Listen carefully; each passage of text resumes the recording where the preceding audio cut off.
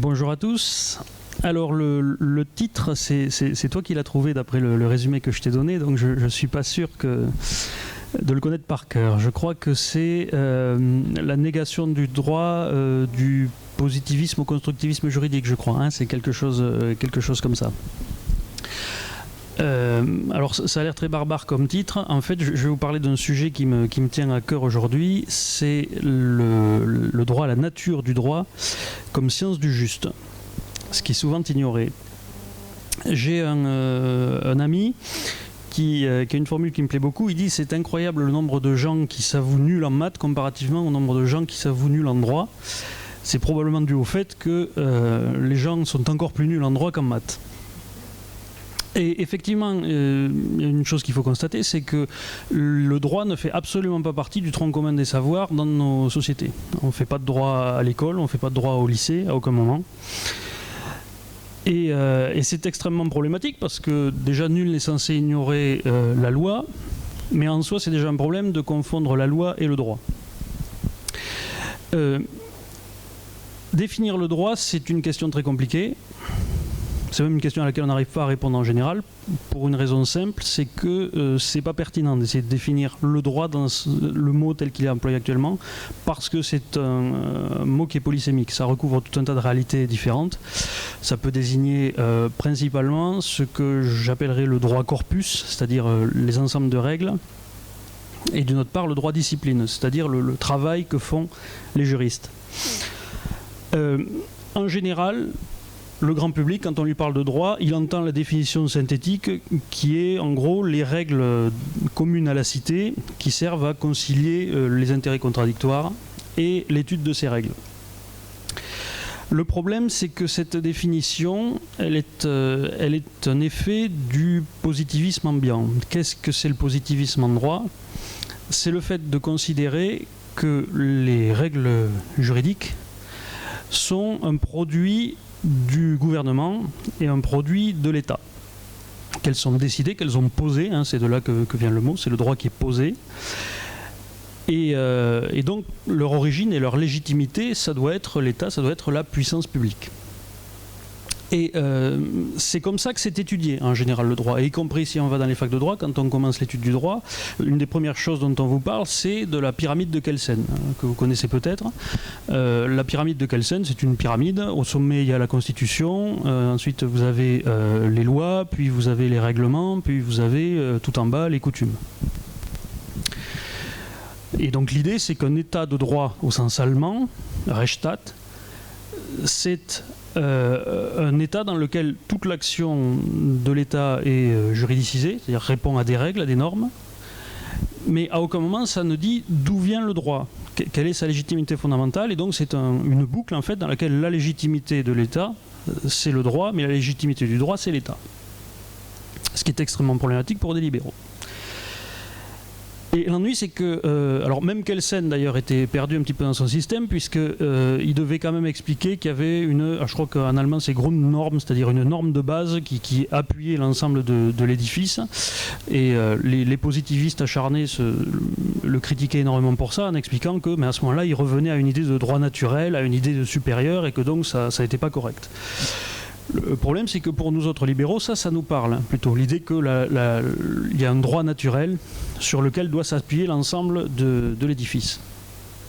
Mais l'ennui, c'est que les libéraux sont souvent pas armés pour parler de droit, parce qu'autant on est généralement très formé en économie. La plupart des libéraux que je connaisse ont une connaissance des phénomènes économiques qui est très supérieure à celle du Pékin moyen.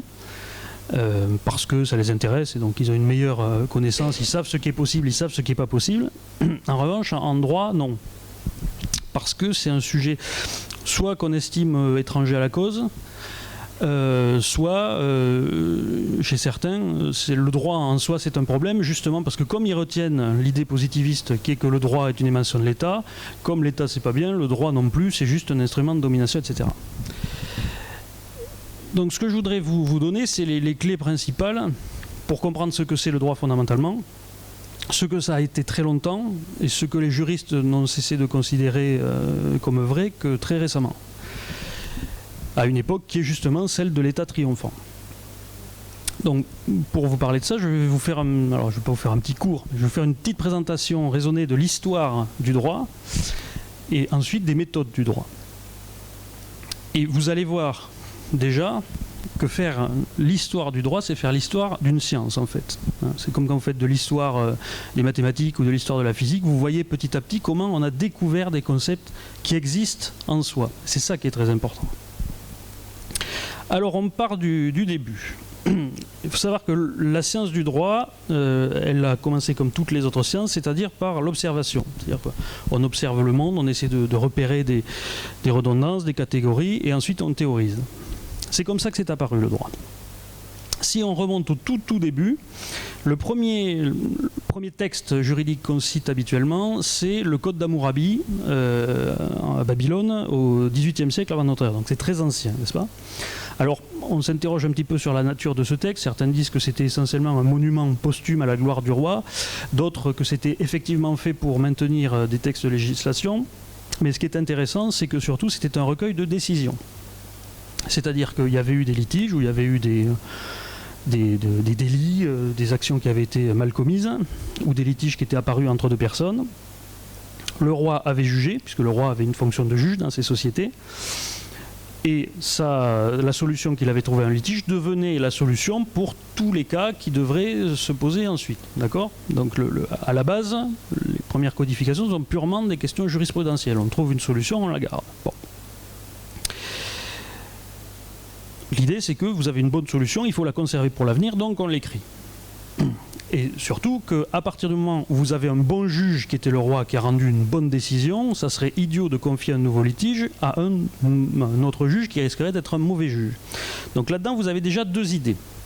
Vous avez d'une part que les litiges connaissent de bonnes solutions, c'est-à-dire des solutions qui sont considérées comme justes. Considérées comme justes, ça veut dire quoi dans le sens courant? Ça veut dire que la plupart des gens les estimeront comme équitables et qu'elles conviendront aux deux parties. Ensuite, bien juger n'est pas donné à tout le monde. Et ça, c'est un problème. D'accord? Donc on a deux idées. Il y a des solutions qui sont justes, et deuxièmement, tout le monde n'est pas capable de trouver des solutions justes. Alors la situation n'évolue pas énormément jusqu'à ce que germe chez les Romains une troisième idée qui est il faudrait qu'on puisse bien juger même avec de mauvais juges. C'est-à-dire connaître les lois qui gouvernent le juste, savoir comment le juste ça marche. Parce que si on sait comment ça marche et qu'on trouve des recettes, on les donnera même dans les mains d'un mauvais juge, s'il applique ces recettes, il arrivera à de bonnes décisions. C'est-à-dire qu'il y a une idée d'objectivation du droit. Il ne faut plus que le droit soit subjectif. Alors, pourquoi rien ne bouge globalement entre Hammurabi et le 5e siècle? Parce que le droit romain commence à naître au 5e siècle avant Jésus-Christ. Donc ça fait quand même 1300 ans entre les deux. C'est parce qu'avant, on ne sait pas vraiment ce que c'est que le juste, en fait. On sait le reconnaître quand on le voit. Quand il y a deux personnes qui se disputent et qu'on trouve une solution, on se dit bon, ça c'est juste, mais on n'arrive pas à savoir pourquoi c'est juste, qu'est-ce que ça fait d'être juste. Et ça change parce que les Romains, eux, dès le départ, ils ont une conception individuelle du droit. C'est-à-dire que les tout premiers Romains, il faut savoir que le ius, le mot ius, vous savez, c'est ça qui veut dire droit en latin, c'est ius. Bon. Alors je ne vous fais pas tous les débats philologiques qu'il y a eu sur le mot, mais l'idée, dans les différentes théories qui sont trouvées, c'est soit que ça viendrait d'un mot indo-européen, ius, qui désignerait un état de purification religieuse d'un individu qui le restaure dans ses droits dans la communauté. Soit, et c'est une deuxième étymologie qui est assez proche, ça viendrait tout simplement du jus, qui a le même nom en latin, le jus des bêtes qu'on a tuées, c'est-à-dire qu'on a cuisiné, dans le banquet de la communauté de la cité initiale, puisque c'était des toutes petites communautés primitives. C'est-à-dire que c'est la part, par extension, hein, c'est la part qui revient aux citoyens au banquet de la cité. D'accord ? Donc c'est sa part individuelle. Donc en fait, le ius, à l'origine, ça désigne la sphère d'action individuelle dans laquelle le citoyen ne peut pas être attaqué. C'est-à-dire la sphère dans laquelle il est légitime, c'est-à-dire sa sphère de liberté individuelle, tout simplement. Le droit, c'est ça, le droit individuel. Et qu'on distingue entre différents droits, les iura, hein, c'est le pluriel de droit en latin, de ius. Et ça désigne par exemple, donc c'est iura, c'est vous avez le droit de se marier, vous avez le droit d'acheter, le droit de vendre, le droit d'être propriétaire, etc. Et donc chez les Romains, vous avez une liste de droits qui sont attachés à la citoyenneté, de droits civils, je ne parle pas des droits politiques, je parle des droits civils, qui correspondent aux libertés fondamentales qui seront définies par John Locke au XVIIe siècle, quand il sera, qui est un des grands théoriciens libéraux du droit naturel. Et c'est en fait ce que les libéraux modernes désignent également comme les conséquences immédiates et logiques de la propriété de soi-même. Si vous êtes propriétaire de vous-même, vous êtes propriétaire des fruits de votre personne, c'est-à-dire de votre travail, et vous êtes propriétaire de biens que vous pouvez acheter, vendre, etc. Donc c'est ça l'édifice logique qui a au cœur du libéralisme, et c'est aussi celui qui a à l'origine de la science du droit. Alors, le droit romain, comment il se construit ?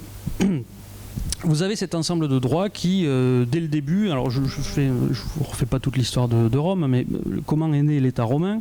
Vous avez au début Rome qui est une semi-colonie des Étrusques, n'est-ce pas, sous une monarchie, qui au bout de 2 siècles à peu près après sa fondation, c'est-à-dire on parle autour de 509-510 avant Jésus-Christ, chasse ses derniers rois et met en place donc une république, dans laquelle ce sont essentiellement les aristocrates qui dirigent, dans le Sénat, et ensuite vous avez la plèbe, c'est-à-dire le peuple.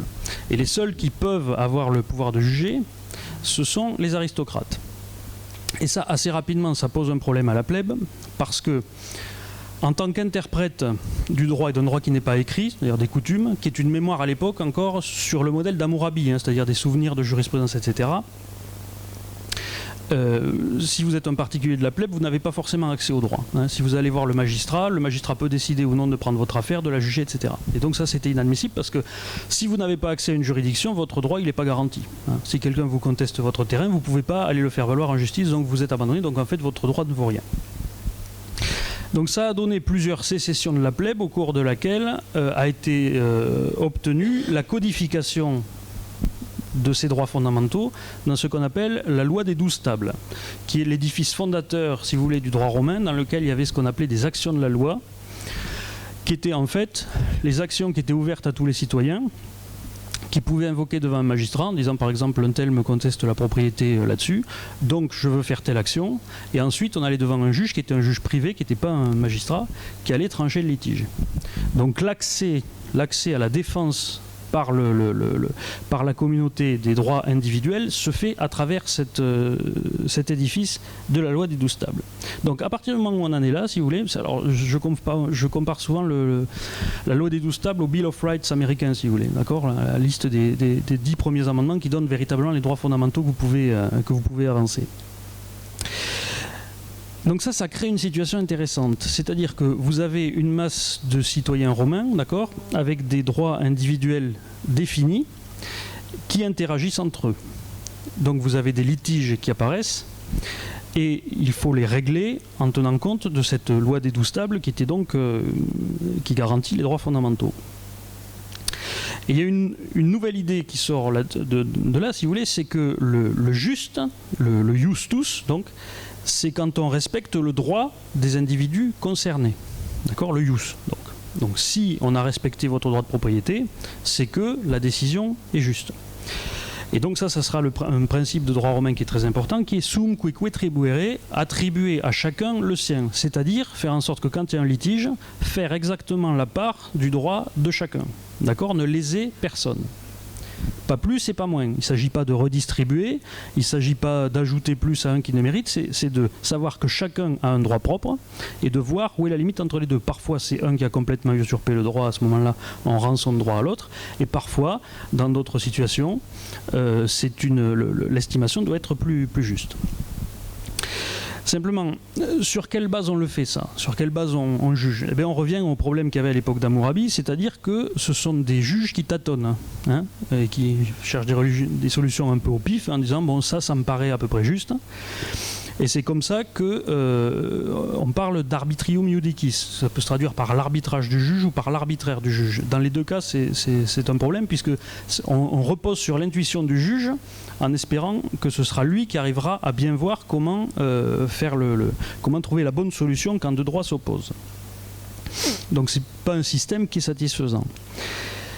Mais il y a des gens malins qui ont commencé à réfléchir chez les Romains et qui se sont dit il doit y avoir des règles objectives derrière qui font que les juges arrivent à de bonnes décisions. Et donc qu'est-ce qu'ils ont fait? Ils ont commencé à étudier toutes ces décisions, à les classifier comme ça avait été fait dans le Code Hammurabi, mais en allant au-delà. C'est-à-dire qu'ils se sont dit, si on étudie toutes ces données, on va arriver à voir quels sont les principes qu'il y a derrière. Et une fois qu'on aura les principes, donc on aura ces recettes dont je parlais tout à l'heure, qu'il suffira de mettre entre les mains des juges pour obtenir pour transformer les mauvais juges qui n'ont pas le sens de la justice en bons juges parce qu'ils appliqueront de bonnes recettes. Donc, il compile les décisions, il les classe en catégories différentes. Il y aura les personnes, il y aura les obligations, il y aura les biens, qui sont encore les catégories de notre droit à nous, c'est ce qu'on retrouve dans le Code civil. Donc ils dégagent des principes, ils élaborent des concepts, et concepts comme la propriété par exemple. Ils s'aperçoivent que la propriété, ça peut se décomposer en 3 catégories, l'usus, le fructus, l'abusus, le droit d'user, le droit de percevoir les fruits, le fructus donc, et l'abusus, c'est-à-dire le droit d'aliéner ou de détruire, c'est-à-dire d'aller au-delà de l'usage.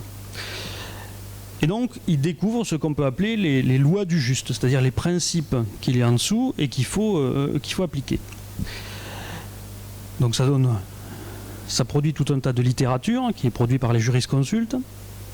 Et les Romains, ils vont définir cette discipline avec la formule de Cels, qui est un juriste du IIe siècle, qui disait il disait « Iurs est ars boni et aequi ». Le droit, c'est l'art du bon et de l'égal, au sens d'équitable. Alors, il faut savoir qu'en latin, scientia, ce qu'on appelle la science, c'est la connaissance ou le savoir, et ars, ça désigne la méthode, la technique ou le savoir-faire. C'est-à-dire que le mot latin le mot en français qui traduit le mieux l'idée, le droit et l'art du bon et du juste, c'est le mot science en fait. C'est pour ça que je vous dis que la scientia iuris, la science du droit, la connaissance du droit, c'est la maîtrise de ce savoir-faire, de ce savoir lire le droit. Donc vous noterez que à ce stade, le juste est considéré comme quelque chose de naturel, quelque chose qui préexiste, quelque chose qui est extérieur. Ce n'est pas quelque chose qui est décidé par le juge. Le juge ne décide pas du juste, il le découvre, d'accord ? Donc ce n'est pas le juriste et encore moins l'État qui crée le droit, il est dans les choses. Et on découvre les lois du juste comme on découvre les lois de la physique. Et alors c'est là-dessus que se construit toute cette science du droit romaine pendant 500 ans. Et puis ensuite vous avez l'Empire qui arrive.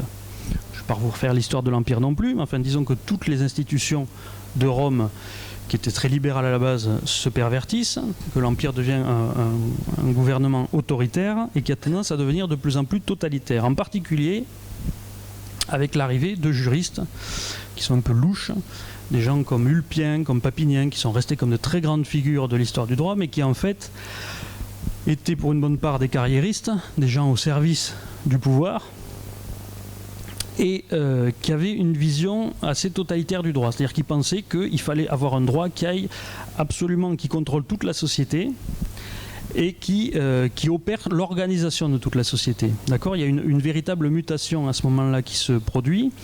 Et d'ailleurs, c'est ce qu'on trouve, ça correspond à un changement sémantique, puisqu'à partir de cette époque-là, on commence à expliquer que le droit est au service de la justice. On commence à expliquer que ius a justitia appellatum, disait Ulpien, c'est-à-dire le nom de droit vient du nom de justice en latin, alors que c'est pas vrai étymologiquement, c'est justice qui vient de droit, parce que dans l'esprit des premiers Romains, Ius, c'est le droit, Justus, c'est l'état dans lequel le droit est respecté, et la Justitia, c'est Justus, c'est quand le droit est respecté, et la Justitia, c'est l'état dans lequel le droit est respecté, c'est-à-dire que Justitia chez les premiers Romains, ça voulait dire état de droit. Ça pourrait se traduire par rule of law aujourd'hui, donc c'était authentiquement libéral.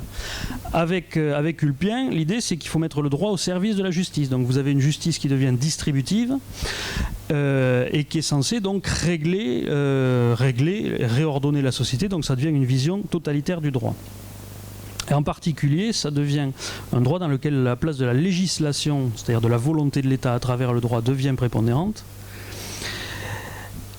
Et c'est comme ça que le système se dérègle, parce que, en fin de compte, je vous ai dit, dans les premiers Romains et même en principe, le juste préexiste, le juste existe en soi. Mais dans l'idée positiviste, parce qu'avec Ulpien, on a les premières manifestations du positivisme juridique, on confond la capacité du pouvoir à créer des règles avec la capacité à décider du juste, à créer le juste. C'est-à-dire qu'on finit par se dire que l'État peut décider que quelque chose est juste. C'est ça, si vous voulez, d'accord ? L'État peut décider que quelque chose est juste. Alors qu'avant, c'était une toute autre vision. Avant, l'idée, c'est que le juste, il est immanent, il est presque transcendant. Donc on ne peut pas le décider, on ne peut pas le changer. Vous ne pouvez pas plus décider de ce qu'est le juste, de ce qu'est la pesanteur, si vous voulez. Vous pouvez pas, il ne suffit pas de faire une loi pour dire que désormais on pourra voler pour que ce soit le cas. Bon, mais le positivisme juridique, c'est ça que ça dit.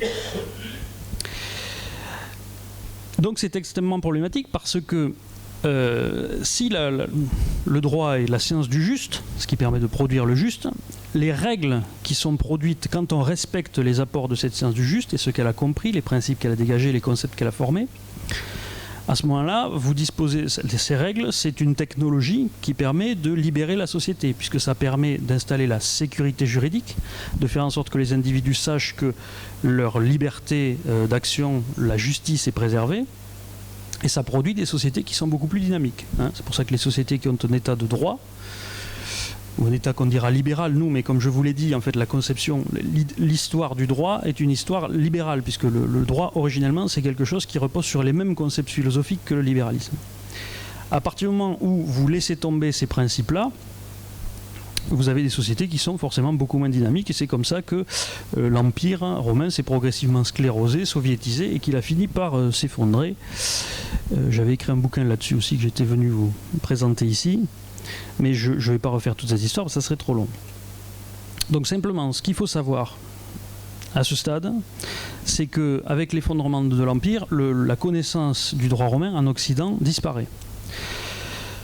Il avait été codifié au VIe siècle à l'instigation de l'empereur Justinien, que vous connaissez, l'empereur d'Orient, l'empereur byzantin, dans ce qu'on appelle le Corpus Juris Civilis, le corps de droit civil, qui est composé de quatre types de livres. Vous avez le Digeste, qui était un recueil de doctrines, c'est-à-dire de pensée, de réflexion sur le droit.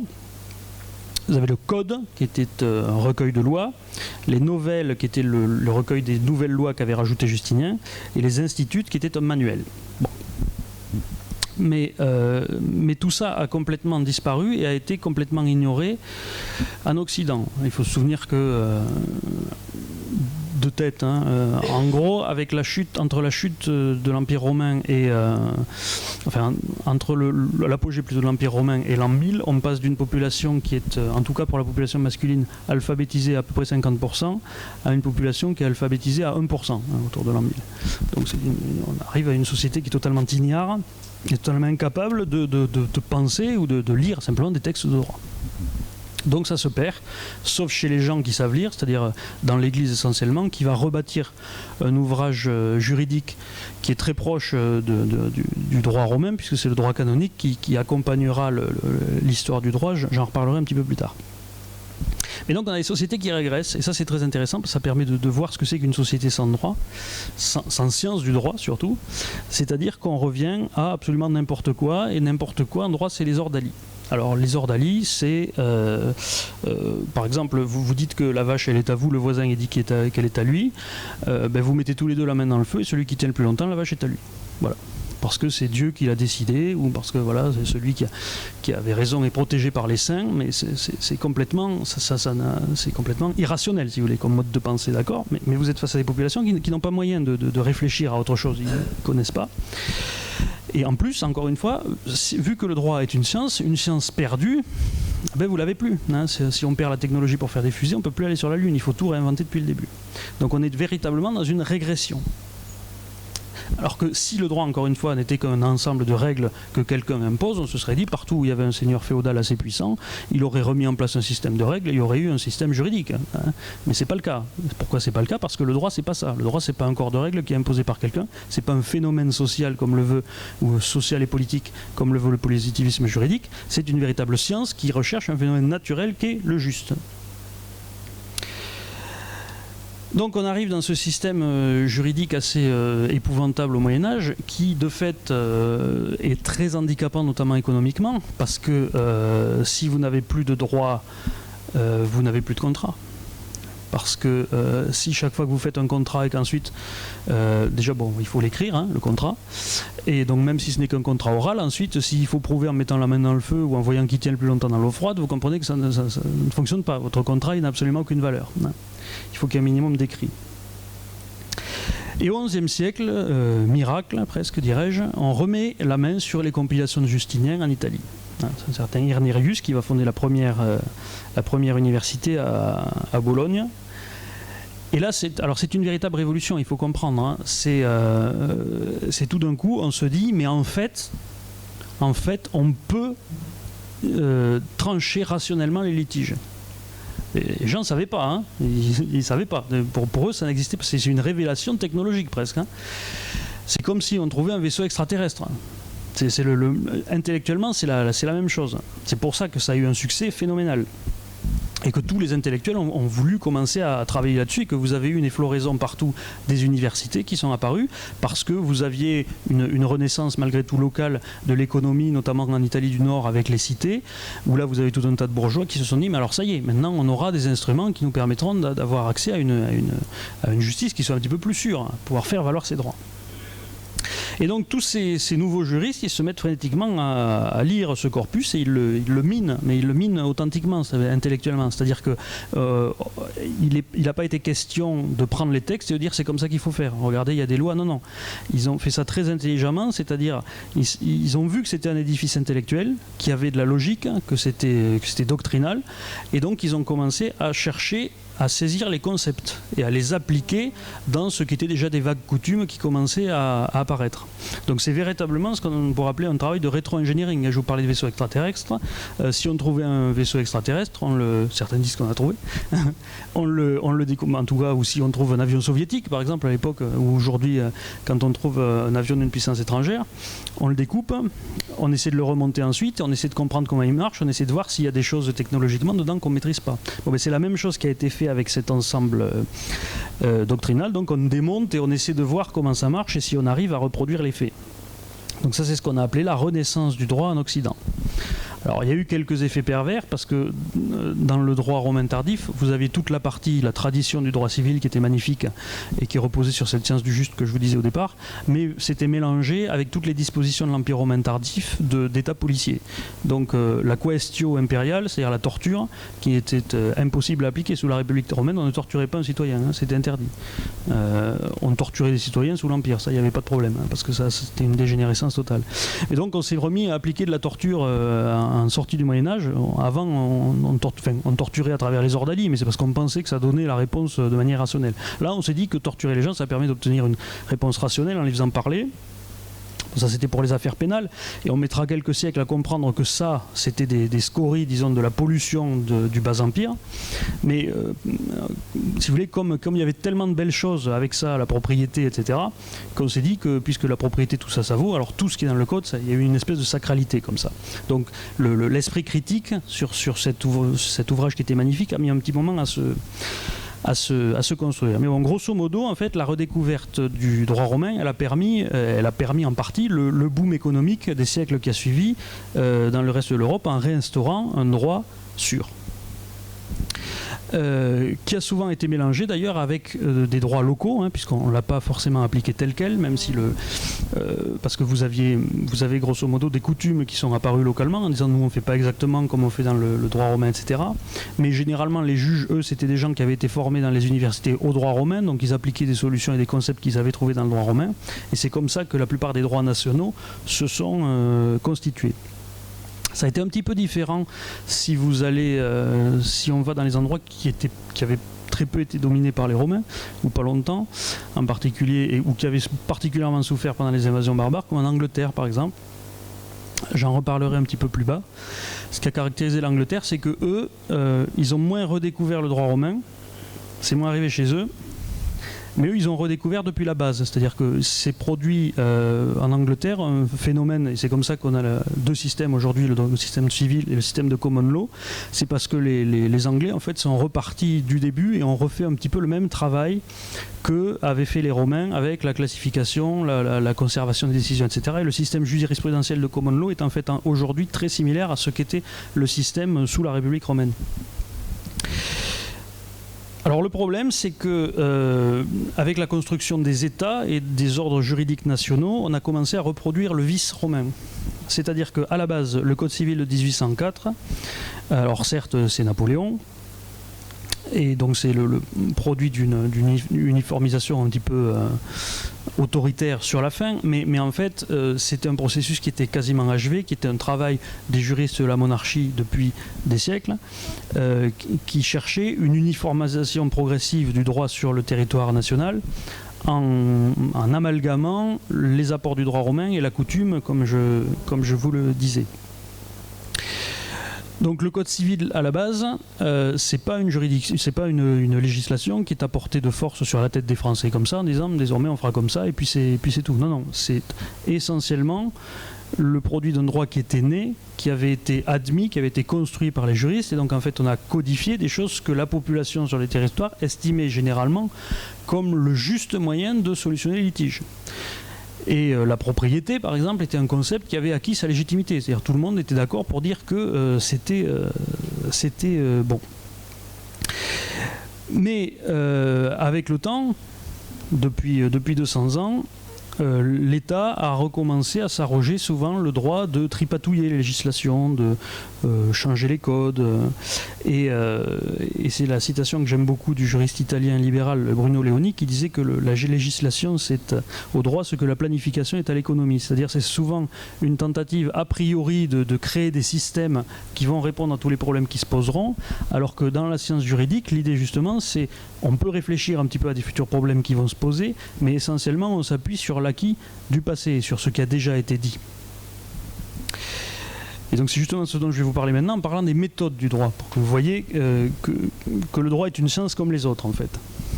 La science du juste. Je me répète, mais je tiens à ce que cette formule rentre bien. Donc l'étude de l'histoire du droit, elle montre qu'il se rapproche de beaucoup d'autres sciences par la façon dont il est apparu, et que son produit, dont je vous parlais au début, le droit corpus, c'est-à-dire l'ensemble des règles, a un effet similaire à ce qu'on appelle dans les autres sciences les technologies. Hein. Et toute technologie est le produit d'une science, sinon c'est pas de la technologie. Donc j'ai déjà évoqué tout ce qui est les fondamentaux, c'est-à-dire l'observation des décisions justes, le fait de constater l'existence de récurrence, d'aller chercher les principes, de catégoriser, de théoriser les lois sous-jacentes, etc. Ça, je l'ai déjà dit. Il faut ajouter aussi que le droit est expérimental. C'est une science expérimentale aussi, d'une certaine manière. Parce que les principes théorisés, ils se trouvent, sinon validés, du moins confortés, quand on s'aperçoit qu'en les appliquant à de nouvelles espèces, qu'on ne connaissait pas avant, forcément, permet de produire des décisions justes. Qu'est-ce que vous avez là-dessus? Vous avez par exemple le fait que beaucoup de... Alors on verra si ça se confirme à l'avenir, mais beaucoup de dispositions qui venaient du droit maritime ont commencé à être employées à partir du moment où l'homme s'est mis à voler aussi, hein, c'est-à-dire dans l'aviation. C'était pas forcément évident. On commence à se penser aussi que s'il y a eu un accroissement du trafic spatial, c'est encore ces solutions-là qui pourront être utilisées. inversement, si on s'aperçoit que l'application de vieilles règles produit des résultats qui sont iniques, injustes, à ce moment-là, ça remet en question la validité du concept. Et alors là, c'est comme dans toutes les définitions scientifiques. On se dit que la contradiction entre la théorie et l'expérience, elle peut être soit ontologique, c'est-à-dire qu'il manque un concept qui reste à découvrir et qui expliquerait l'observation, soit elle est, on appelle ça législative, mais c'est au sens de loi scientifique, c'est-à-dire que le concept utilisé est mal formulé et donc qu'il faut le revoir. Et donc c'est typiquement ce genre de travail-là que fait ce qu'on appelle la doctrine, c'est-à-dire toutes ces revues juridiques dans lesquelles publient des professeurs d'université, des praticiens, des avocats, des magistrats, qui répondent tous à la qualification qu'on appelait le jurisconsulte à Rome. Donc la doctrine, c'est la production intellectuelle de milliers de juristes qui publient donc dans ces revues, qui commentent des décisions rendues, qui identifient des problèmes juridiques nouveaux qui sont soulevés par des nouvelles pratiques, j'en sais rien, par exemple l'avènement d'Internet et du cyberespace, ce genre de choses. Et donc ils regardent si les solutions traditionnelles du droit sont à nouveau applicables, et donc ils suggèrent des solutions. Et les solutions, parfois, elles sont retenues par le législateur quand elles semblent faire consensus. Et donc, dans ce cas-là, soit elles marchent bien, et donc tout le monde est content à ce moment-là, c'est que ça marche. Soit elles posent des problèmes, et à ce moment-là, il faut revenir dessus. Et c'est la doctrine qui sera critique. Et donc, vous avez tout un tas d'écrits doctrinaux aussi qui viennent critiquer des décisions législatives en expliquant que tel point de la loi serait à revoir parce que ça entraîne des effets indésirables, etc. Donc en fait, la doctrine en droit, elle a exactement le même rôle que la recherche dans n'importe quelle discipline scientifique, d'une recherche de critique et de remise en cause permanente des résultats. Alors une autre objection que j'entends souvent, c'est oui, mais le droit, ça n'avance plus, par exemple. La propriété, le droit à la vie, tout ça, bon, c'est bon, on a compris, il n'y a pas de, bon, c'est toujours la même chose. Alors en fait, non, parce que justement, ce que je viens de dire, ça a un véritable effet.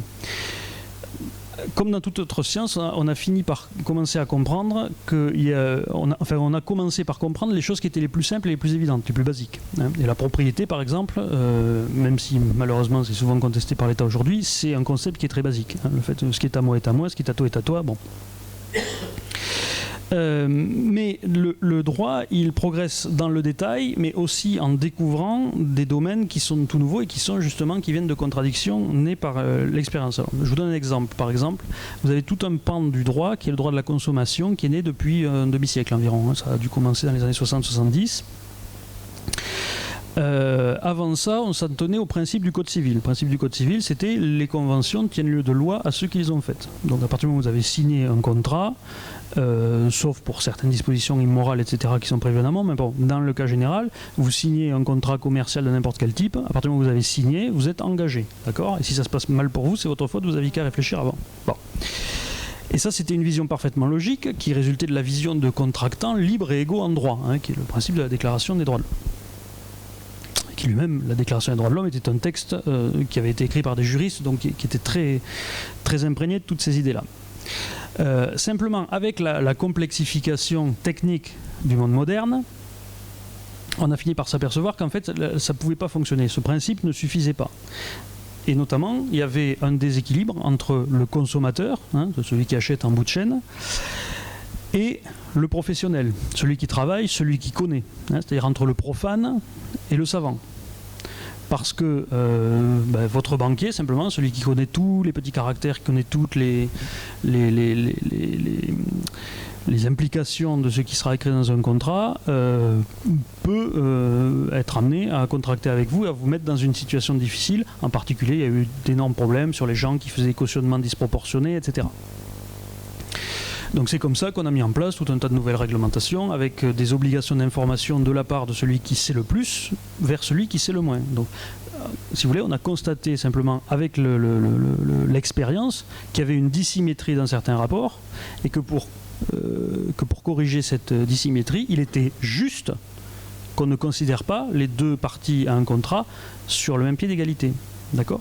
Et ça, c'était des choses qui n'existaient pas conceptuellement avant. Ça a une cinquantaine d'années, parce qu'avant, il n'y avait pas de raison de le voir. Et donc ça, si vous voulez, on peut faire une analogie avec l'évolution de la physique, hein, puisque pour rester dans l'idée que c'est une science, c'est que entre celle de Newton et celle d'Einstein, hein, c'est-à-dire entre la théorie de Newton sur la gravitation et la relativité d'Einstein, ce qui a changé, c'est l'accroissement de notre capacité d'observation, et on a constaté que ce qu'on pouvait estimer qui était universellement vrai, l'attraction des corps, en réalité, ce n'était vrai qu'à une certaine échelle. Ça ne voulait pas dire que les lois de Newton étaient fausses, ça veut dire qu'elles étaient incomplètes. Donc vous avez les équations d'Einstein qui sont plus complexes que les équations de Newton, mais qui fonctionnent à des échelles supérieures. Bon, mais en droit, c'est un petit peu pareil, si vous voulez. C'est-à-dire que tant qu'on était dans un monde qui était relativement simple, techniquement, vous n'aviez pas de problème. Par exemple, si vous allez voir un réparateur de chariot au XVIIe siècle et qui réparait mal votre chariot, ou avant, vous saviez à peu près combien ça allait vous coûter. Aujourd'hui, vous allez avec votre voiture parce qu'elle fait un petit bruit, vous ne savez pas du tout combien ça va vous coûter, vous la laissez au garagiste, et si vous appelez dans l'après-midi en disant qu'il va falloir changer telle pièce et que ça fera 500 € de plus, ben vous dites oui, d'accord, parce que vous ne savez pas. D'accord. Et donc ça n'existait pas avant, parce qu'on ne connaissait pas la situation. Mais il a fallu que le droit s'adapte à ça et voit qu'il y a une différence entre celui qui sait et ceux qui ne sait pas. Et j'ajouterais donc là-dessus que on progresse d'autant plus que ce que je pourrais appeler notre sens du juste, hein, c'est-à-dire notre capacité à voir si une décision est juste ou pas, est d'autant plus avancée que notre science du droit elle-même est avancée. C'est un petit peu comme l'évolution des instruments d'observation, encore une fois en physique ou en astronomie. C'est-à-dire que plus on est capable d'être dans des sociétés qui sont soucieuses d'instaurer la justice et de respecter tout ça, plus on est capable de voir les injustices et de réfléchir dessus. Dernière objection qui est souvent entendue pour dire oui mais le droit ça ne peut pas être une science, c'est relatif tout ça, c'est l'idée que le droit n'est pas partout pareil. Parce qu'on dit si c'était la science elle est partout pareille, parce que soit elle est vraie soit elle est fausse. Si c'est vrai partout, si c'est faux partout. Bon, c'est pas le cas du droit parce que tout le monde ne fait pas la même chose. Alors, ça s'explique de deux façons. D'abord, il y a tout un tas tous les pays ne sont pas aussi avancés dans la science du droit, hein, et en particulier, effectivement, il faut le dire, l'Europe a été la plus avancée dans la science du droit parce que c'est l'Europe qui a inventé le droit. Hein. Je veux dire, la science du droit est née à Rome, elle s'est développée ensuite en Europe, et aujourd'hui, dans l'ensemble du monde, vous avez essentiellement les systèmes de common law et les systèmes de droit civil.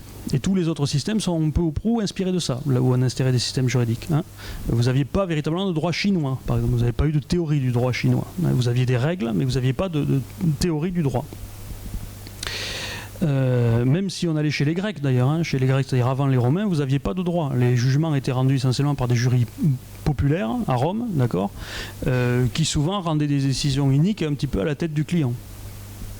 Il y avait des gens qui s'étaient fait taper sur la figure alors qu'ils étaient chez eux, qu'ils n'avaient rien fait, mais on estimait que, je ne me souviens plus exactement de l'anecdote qui est racontée par l'auteur grec, mais qu'en gros, comme c'était une histoire d'un vieil amant qui avait un jeune amant, on disait que cette personne de toute façon était un peu louche, donc elle méritait d'avoir eu ça. Donc c'était le droit chez les Grecs, ça n'existait pas, il n'y avait pas de règles, d'accord, c'était jury populaire et ça correspond à la mentalité athénienne qui était très fondée sur la souveraineté populaire. Alors qu'à Rome, comme je l'ai déjà expliqué, c'était une société vraiment libérale, c'est-à-dire qu'il y avait des choses qui s'opposaient même à la souveraineté populaire ou à la souveraineté étatique, qui étaient les règles et les droits de l'individu. Donc c'est pour ça que ce système qui est vrai s'est imposé essentiellement partout. Et notre sens du droit à nous, d'ailleurs, il est déjà plus évolué que celui des Romains. Il est déjà plus aiguisé, notre sens du juste, parce que chez eux, le sujet de droit, c'était le citoyen. Hein, pas l'esclave, pas la femme, pas l'enfant. Eux, ils arrivaient en dessous.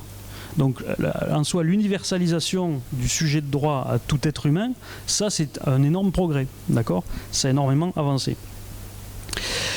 Et ensuite, l'autre volet qui explique que tous les pays n'aient pas les mêmes systèmes, c'est que je vous disais que le droit corpus, c'est-à-dire les règles, c'était une technologie, mais vous pouvez avoir différentes technologies, justement, c'est-à-dire différentes règles, qui produisent le juste, sans être exactement les mêmes. De la même manière que si vous voulez mettre un moteur dans votre voiture, vous pouvez avoir un moteur à explosion, mais vous pourriez toujours aussi avoir un moteur à vapeur. Hein, c'est toujours possible. Ça produit le mouvement dans les deux cas, simplement ça n'a pas forcément la même efficience, mais l'efficience peut être difficile à voir. Aujourd'hui, vous avez des moteurs à explosion et puis vous avez des moteurs électriques. Hein. Et alors là, par exemple, la propriété britannique, c'est l'ownership. Et c'est pas la même chose que la conception romano-germanique, qui est la propriété, je vous ai dit, usus fructus abusus, ça n'existe pas. C'est pas dans le droit britannique, c'est pas comme ça que ça se découpe. D'accord ? Vous avez différents types de propriétés, la propriété bénéficielle, la propriété... Enfin bref, ça a toujours resté assez obscur pour moi d'ailleurs, quand on a été formé dans le système romano-canonique, mais si vous voulez, c'est deux systèmes qui marchent et qui respectent globalement le juste, et ça confirme d'ailleurs que en soi, les règles qu'on trouve et les concepts servent à formaliser, à représenter une vérité sous-jacente qui dans les deux cas est la même, mais qui peut être formulée différemment parce que c'est simplement une première approche et qu'on ne va pas toucher l'essence des choses. Hein.